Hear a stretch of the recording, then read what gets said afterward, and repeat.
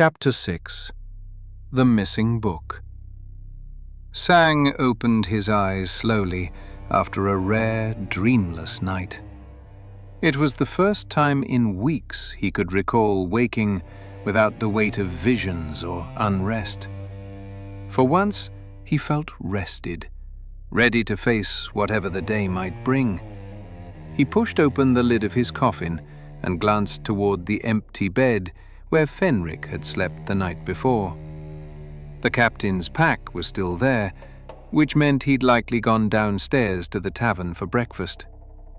Sang stretched, gathered both their belongings, and shifted into his old man guise before carefully opening the door. He paused, sniffing the air and listening intently. No trace of Visio. Confident he was alone, he strolled casually down the stairs. Fenric was seated at a table with the flesh crafter Victor, eating eggs and ham from a finely carved wooden plate.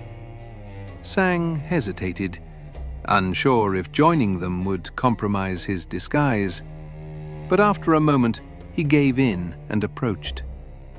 In his best elderly voice, he said, "Well, hello, sirs. Mind if I join you for breakfast?" Fenric chuckled. Of course, old-timer. We'd enjoy the company. Victor glanced at Sang with his human eye, snorted, and returned to his seasoned potatoes. Sang wondered if a creature like Victor could even taste food, but he wasn't about to ask. Fenric turned back to Victor. So, as I was saying, rumors of disturbances in the Vale. I heard you saw figures pointing at you. What brought you out that way in the first place? Victor swallowed a massive bite and cleared his throat. I was gathering iron fragments near the Dark Vein mines, working on a new golem design. Iron-based. Needed a lot of it. Fenric nodded. And that's when you saw the figures in the Vale pointing. It was more statement than question. What else did you notice? Victor glanced at Sang, who was staring with barely concealed curiosity. Fenric kicked him under the table and turned back to Victor. Don't mind our friend here, he said. He's just got a curious mind, trying to understand this place. Please, continue. Sang took the hint and ordered a raw steak, then leaned back and pretended to nap, playing the part of a tired old man. Victor grunted. They were human, I'm sure of that. Seemed confused by what I was. Can't blame them. I think I heard something about the trees opening up. My guess, whatever they saw on their side revealed what's truly here. Our realm. And me, just standing there like a fool. He took another bite. How many? Fenric asked. Victor thought for a moment. 2, at least. Maybe more. He finished his meal and wiped his mouth with his arm. Fenric snorted. I don't like it. What about you, old-timer? He turned to Sang, who was now slumped in his chair, mouth agape in theatrical sleep. The stuff of legends, Fenric teased. Hey, old-timer! He shook Sang's leg. Sang jolted awake. Yes, oh, yes. Time for some fresh air, Fenric said, standing. He tossed a few gold coins on the table. Breakfast is on me, old friend. Victor gave a crooked smile and nodded. Sang and Fenric stepped out into the street, scanning for eavesdroppers. So, Sang said dryly. between that and what happened last night, I'd say these are more than just rumors. As always, your astute observations are the pinnacle of perfection, young sire. Fenric teased. Are you ever going to cut me any slack? Not if you keep blurting out the obvious. Fenric laughed. Come on, let's go talk to Archmage Zane. He's the last thread we haven't pulled.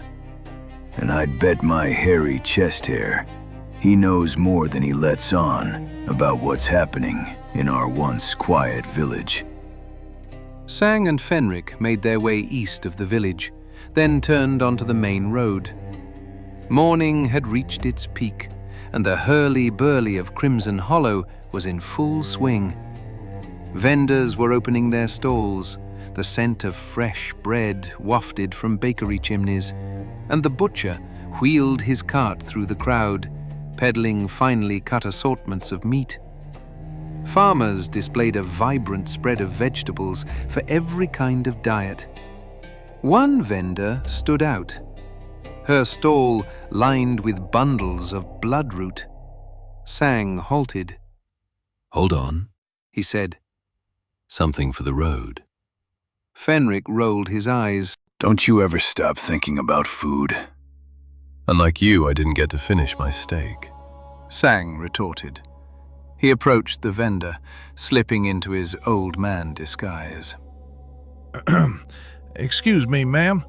How much for the bloodroot? The vendor was a hollow-thorn daughter, a creature not born of nature, but cursed by it. Once human, she had committed an atrocity so grave that a forest guardian bound her to the land for eternity. Her skin resembled smooth bark, her beauty uncanny and haunting.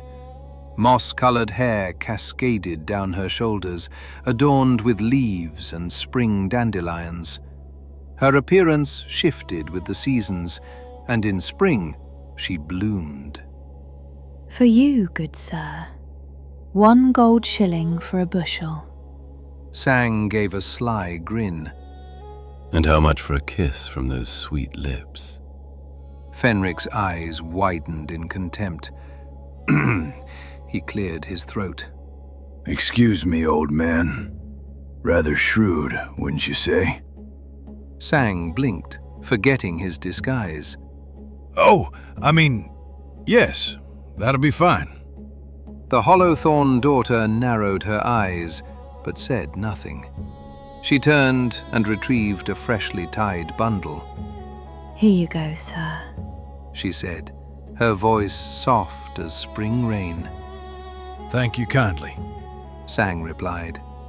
Fenric grabbed Sang by the arm and dragged him away, smacking the back of his head. Ow! What was that for? Sang protested. You know damn well what that was for. Fenric snapped. We're on a mission, not a morning tryst. Sometimes I wonder how you've been a prince this long and still treat your duties like a joke. This is exactly why your father sent me. Sang bowed his head. Sometimes your words cut deep. Fenric softened. Just stick to the mission. We've got your food. Any other primitive needs before we set off? Sang scowled. No, you really are a stick in the mud. Fenric ignored the jab and scanned the crowd. His eyes caught a dark-haired man turning away quickly. He leaned in. Don't look now, but I think someone's following us. On your left. Sang turned casually, but the figure was gone. I think your vision's failing, old man. Fenric frowned. Keep a weathered eye. I know we were being watched. Sang chuckled. If you say so. He knew full well it was likely Khalid. They continued toward the tower of Archmage Zane, just 3 miles outside the village. It loomed in the distance, a 50-foot spire of obsidian stone etched with glowing ice-blue runes that shimmered randomly across its surface. Though purely cosmetic, the runes gave the tower a mystical aura, acting as a beacon for travelers, a north star in the wilds beyond Crimson. Sang had been to this tower with his father many times over the last century, slowly getting to know the awkward lich who called himself Archmage Zane. As he and Fenric approached the base of the tower, the guard captain suddenly sniffed the air. You smell that? Fenric muttered. Something's burning. Sang inhaled and nodded. Yeah, wood, maybe herbs, and some kind of flesh too. Fenric's expression tightened. We approach cautiously. Hold on, Sang said. give me a moment. He shifted into a bat and circled the tower a few times, careful not to get too close in case Zane had erected new wards. After a few passes, he landed, reforming into his vampire shape. There's a little smoke coming from the top floor, Sang reported. but the tower isn't on fire. Maybe the kooky old mage had an experiment go wrong? Sure. Fenric snorted. And maybe your father will step down and make you king when we get back. Sang rolled his eyes, but Fenric was already pulling carnage from his back, gripping the massive blade in both hands. Stay behind me, Fenric ordered. just in case. He pressed his ear to the door. Hearing nothing, he tested the handle. It turned easily. The door creaked open. The tower's base floor was circular and furnished for guests. Couches, tables, shelves of books. Every 10 feet or so, a staircase spiraled upward to the next level, the topmost floor being Zane's laboratory. Zane, Fenric called softly. you here? Silence. Don't go popping out on us now. He warned the empty room. I might just cut you down. Sang didn't see anything unusual, but the hairs on his neck rose. Magic lingered here, fresh, sharp, dangerous. He'd been around the twins long enough to recognize its presence. Hold on, Fenric. There's something. He grabbed a book from a nearby table and tossed it into the center of the room. A blinding flash erupted as 3 magical lightning bolts shot from hidden points along the walls. Sang smirked. Is the Archmage expecting guests or something? You're welcome, by the way. Don't get cocky, boy. This day has barely begun. Fenric grumbled. They scanned the room again. Let's see if that was a one-time trap. Sang suggested. Fenric nodded and threw another book into the center. It hit the floor harmlessly. Seems good. Sang said. I'll test it, Fenric replied. Sang opened his mouth to protest, but Fenric shot him a look that ended the discussion. Sang raised his hands in surrender and stepped back. Fenric walked into the center of the room. Nothing happened. He scanned the area more carefully now, looking for signs of struggle. Something behind one of the couches caught his eye. A scorched body lay crumpled on the floor, charred black and still faintly smoking. The smell of burnt flesh hung heavy in the air. Fenric waved Sang over. Sang crouched beside the corpse. Well, looks like he took one of the Archmage's traps for us. Thank you, kind dead thing. Fenric shook his head. Was this one of the monsters you fought in the street? Sang studied the remains. No. Those things evaporated when destroyed, more ethereal than physical. This one has flesh and bone. Humanish, at least. Fenric looked down in disgust at the wretched thing. Well, in either case, this one is dead. I'm wondering if that smoke you saw was some of these things trying to tango with the Archmage. Only one way to find out, I suppose, Sang replied. Fenric nodded, and the two of them moved toward the spiraling staircase. Sang drew his rapier and stayed close behind Fenric as they ascended. On each level, they peered into the open doorways, searching for any sign of Zane. Instead, they found more burnt corpses. The higher they climbed, the more bodies there were.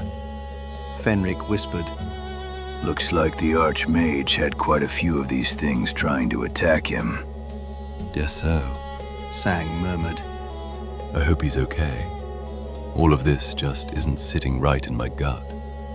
First Father sends me on this mission, then the Whispering Choir, then the random Crimson Stalker. Feels like there's a grand scheme happening. I think you may be right for once. Fenric snorted. They crept up to the closed door at the top of the tower. Sang raised a hand. Hold on. I hear something. He pressed his ear to the door. Scratching. Animal-like growls. And the hum of magic. Fenric tightened his grip on Carnage. All right. Here's what's going to happen. You rip the door open, and I charge in, swinging at anything that doesn't belong here. You cover my back. Got it? Sang nodded. He braced himself against the wall, grabbed the handle, and silently counted down with his fingers. 3, 2, 1. Sang ripped the door nearly off its hinges with vampiric strength. Fenric stormed inside. They found the chaos immediately. Archmage Zane stood in the center of the laboratory, a purplish aura radiating from him and pushing back any creature within 10 feet.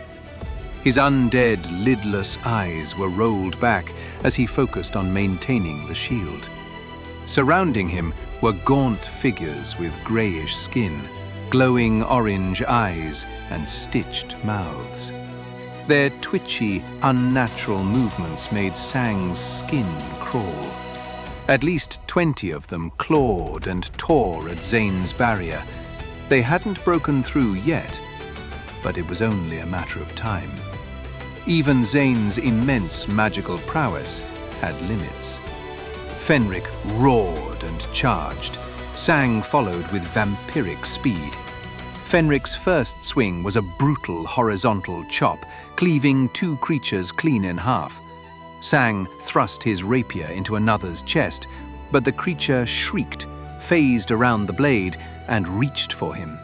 Sang barely dodged, leaping back and springing up onto the wall. He clung there, climbing toward the upper beams of the spire. The creatures, seeing new prey above, turned their attention to the only target still on the ground, Fenric. With bloodlust in his eyes, Fenric bellowed, Come on then, you bastards! Come get a taste of Papa Fenric. The creatures dashed at him with terrifying speed, hands outstretched. Fenric raised Carnage sideways at chest height, using the haft as a barrier. He smashed 4 of them in the face, sending 2 tumbling into the others behind them. The remaining 2 absorbed the blow and kept coming. 1 latched onto Fenric's right arm. Agony surged through him as black decay spread across his skin. Sang saw it happen. He dove from the ceiling, dropping like a spear. With finesse and panache, he drove his sword straight through the creature's eye. It collapsed instantly. Another creature lunged at Sang, but he ducked and weaved, evading every grasping hand. Fenric, far from finished, kicked one of the creatures square in the back, sending it flying across the room. It hit the far wall with a bone-shattering crunch. Sang now had a small mob clawing for him, but he was a vampire prince. Speed and tireless endurance were his birthright. As long as he kept moving, he could stay ahead of them. Fenric continued hacking down anything foolish enough to reach for him. Their numbers dwindled to 10. Sang glanced at Fenric for just a moment, and that was all it took. One of the creatures seized his shoulder. Sang screamed. He had never felt pain like this in his entire undead life. Another grabbed his other arm. A third clamped onto his legs. The decay spread fast, burning like acid. Sang! Fenric roared, charging toward him. But he was too far. Just as the creatures were about to overwhelm Sang completely, a blast of arcane energy erupted from the now aware Archmage Zane. 3 missiles of pure magic slammed into the creatures holding Sang, dropping them lifeless to the floor. Fenric seized the opening and carved through the remaining monsters, cleaving one straight down the middle. He planted himself in front of Sang, guarding him from the last 5. They lunged together, but Zane was ready. A wave of frigid energy burst from his hands, coating the creatures in brittle frost. They froze solid, and a heartbeat later shattered into 1,000 glittering shards. The fight was over. Fenric caught his breath. Sang desperately tried to wipe away the spreading decay, but it clung to him like tar. Zane floated over quickly. Hold still, boy. He raised a withered hand. Flames surged from his palm. Sang screamed as Zane burned away the decayed flesh. But once the corruption was gone, Sang's natural healing took over. Within moments, he was whole again. Fenric, still seething, barked, Why in the hell is it everywhere we go on this damned mission, something or someone is trying to kill us? I haven't had this much trouble since that time I was hunted by a village of damned dwarves before I found the hollow. Sang chuckled weakly. You? I haven't had this much trouble ever, and I have a knack for finding it. They composed themselves and turned to Zane, who was bent over one of the fallen creatures. Well, this is new, Zane muttered. Friends of yours? Yeah. Fenric shot back. Old friends. We play a little game called Who Can Kill Who. Any idea what they are? Sang asked. Zane, now noticing Fenric's wound, cauterized the spreading decay, stopping it from advancing. Fenric didn't heal the way vampires do, so the injury remained as a raw burn mark for now. Zane knelt beside the corpse. I sense no soul. Hollow shells, likely created through necromancy. Their touch harms even undead flesh, as if they were designed to kill, well, us. He tapped the stitched mouth thoughtfully. They move too fast for zombies. They phase through physical matter like air, but not magic. My shield held. Sang rubbed his healed shoulder. I wish I had a magical shield. He huffed. That really freaking hurt. Yes, I imagine your flesh decaying would indeed hurt. Zane replied dryly. I'm not sure what they are or where they came from, but for now let's call them the Hollowed, for the sake of simplicity, shall we? Sang nodded, and Fenric gave a grunt of agreement. So, Zane continued, these Hollowed came here in quite a horde. My magical defenses took out a fair number, but there were simply too many. I locked myself in here, and that's when I discovered they could phase through walls. I knew I wouldn't be able to destroy them all, so I eliminated as many as I could and then raised my barrier. Any clues as to why they're here? Sang shot Fenric a look before answering. We were hoping you could tell us. This isn't the first set of strange creatures I've run into lately. Yesterday I fought something called the Whispering Choir. Apparitions that invoke fear and can reach straight into your chest to grip your heart. They evaporate when destroyed, so a little different. Zane murmured. Fascinating. Fenric snorted. Fascinating? Are you kidding me, Zane? There are a lot of things I'd call fascinating, but horrifying creatures hell-bent on killing anything they see. Creatures that can't be reasoned with are not one of them. Fenric's irritation was rising fast, and Sang stepped in before he lost his temper. Let's just say for now, Zane, we need your help figuring out what's going on. We came to you because we heard your spellbook was taken. Zane's eyes flashed an angry red. Yes, it was indeed taken. Something that should be impossible. Something that has not happened and should never happen. Yet it did. Fenric shot back. And we need to know how the hell it happened. Zane fixed him with a cold stare. I would think it would be obvious, wouldn't it? Fenric and Sang exchanged confused glances. All right. Zane sighed. Let me bring you up to speed. I have magical wards all over this tower. The exterior ones are mostly for show, but inside? Inside it is a fortress, designed to keep anyone, or anything, from wandering in and absconding with what doesn't belong to them. He paused dramatically. And? Fenric finally prompted. And? Zane continued. There has never been anything capable of phasing through walls so easily. Teleportation, yes, but I have protections against that. This is something different. Magic that my magic cannot stop. Well, not without direct arcane force. My shield can stop their phasing, but the tower itself is not built for that. It's built to stop teleportation and ethereal movement. These creatures are neither. It's as if someone created them, knowing our strengths and weaknesses intimately, which should be impossible. Yet here we are. Fenric muttered. Any good news in this doomsday picture you're painting? Zane considered. No, not really.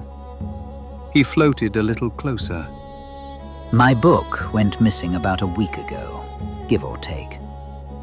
I don't sleep, lich perks, and I was researching a spell to invert day and night. Hard to practice in the hollow, so I created a pocket dimension. While I was in there, the book vanished.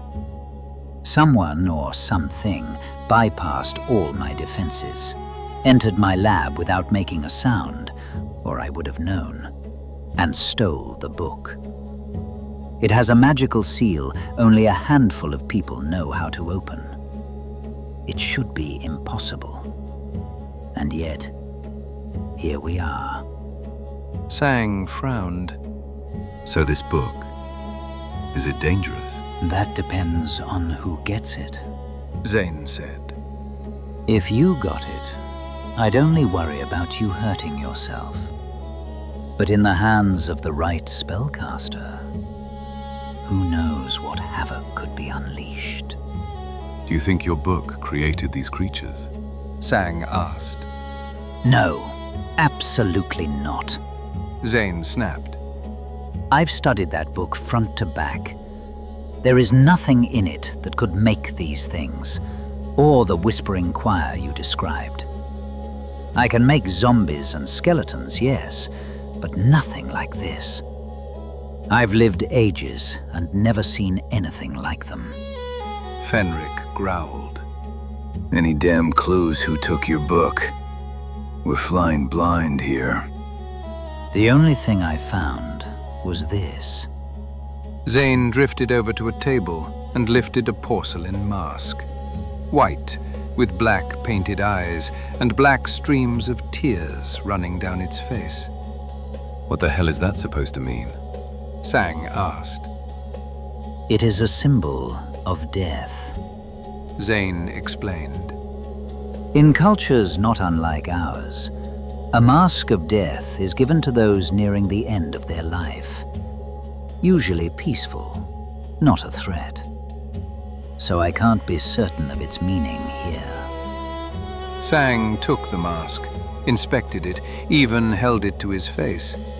Nothing happened. It's just porcelain. Zane said. I checked for magic, tried divination. Nothing. He floated back, expression grim.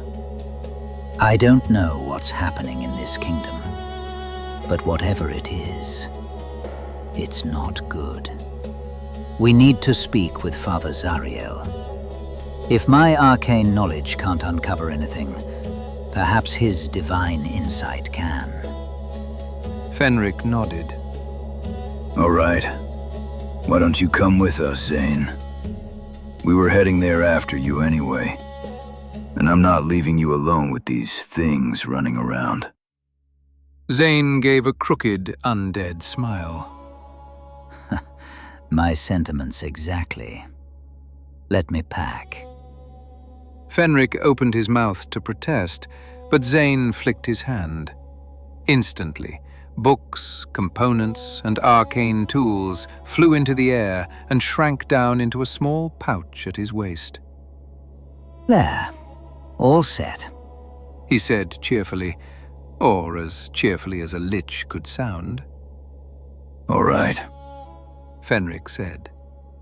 Let's head to Zario and see if he can make sense of this mess. The three descended the tower and began the journey back toward Crimson Hollow. Sang's thoughts drifted to his father and to Flores. I just hope they're both okay, he thought.